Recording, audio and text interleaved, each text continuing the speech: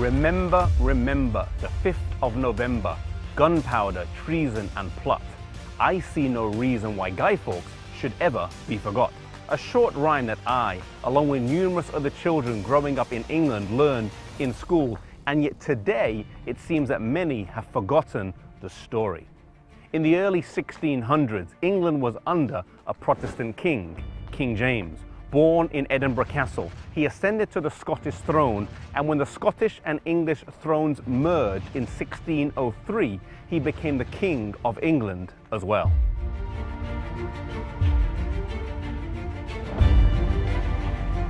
King James is best known for the translation of the Bible that is named after him, translated over a period of 5 years and released in 1611.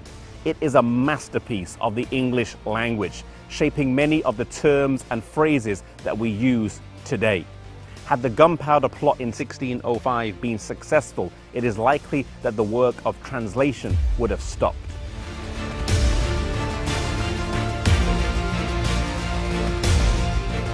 The crown of England had gone back and forth between Catholic and Protestant hands in the early to mid 16th century, but during the reign of Elizabeth I, some stability had been brought to the throne. Despite this, it was the dream of Catholics, both at home and abroad, to restore a Catholic monarch to the throne. An audacious plot was launched to assassinate the king, not by a bullet or by poison, but by blowing up the Houses of Parliament during the state's opening of Parliament, thus not only killing the king, but also many of his close advisors and members of Parliament. It was then the hope of the Catholics to bring a new monarch and government to England.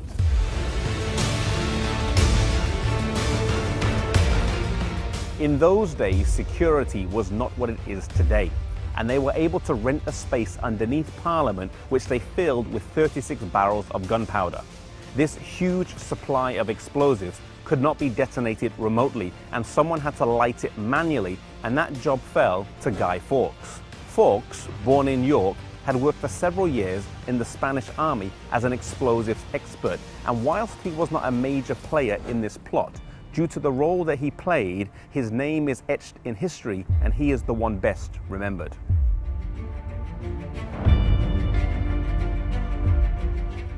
Up to this point, everything had been kept top secret, but there was to be a fortunate leak. Just prior to the 5th of November, an anonymous letter was sent to William Parker, warning him not to attend Parliament on that day. Suspicion was aroused, and a thorough search of the building took place, whereby they found Guy Fawkes and his stash of gunpowder. He was taken to the Tower of London and tortured until he gave up the names of his fellow conspirators. The coherence of his signature before and after his torture reveals the severity of his punishment. Eventually, they captured and executed all those involved in the plot, including the ringleader, Robert Catesby.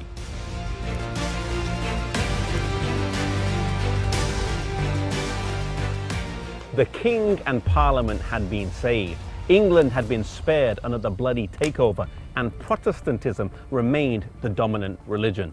Today, this event is commemorated in every village, town and city across the country, with bonfires being lit, and an event often fondly known as Bonfire Night. In a country that has remained independent for hundreds of years, this is perhaps the closest thing to a national or Independence Day celebration. Something that stands out from this episode of history is how thin and fragile the line is between freedom and tyranny. A famous person once said that your freedom and mine cannot be separated. And yet today we live in a society where if someone's rights are being abused, people are more likely to film it on their mobile phones than they are to stop and do something to help.